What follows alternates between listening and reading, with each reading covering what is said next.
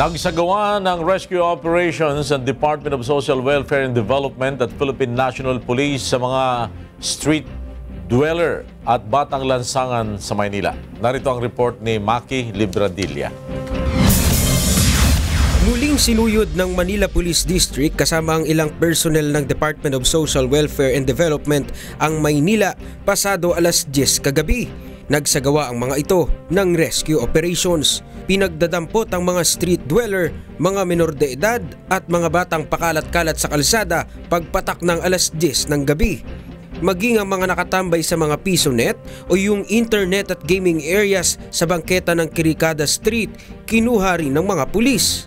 Ayon sa Manila Police District, mas pinaigting nila ito para madisiplina ang mga residente at maging bukas sila sa kaalaman sa mga ipinatutupad na ordinansa sa lungsod.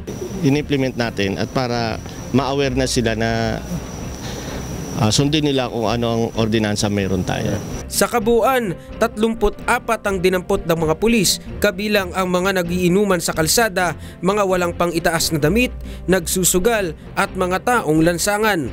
Ikinatuwa naman ng DSWD na sa ilang beses na operasyon sa lungsod ay mas nangaunti na ang nahuhuli nilang lumalabag sa mga ordinansa.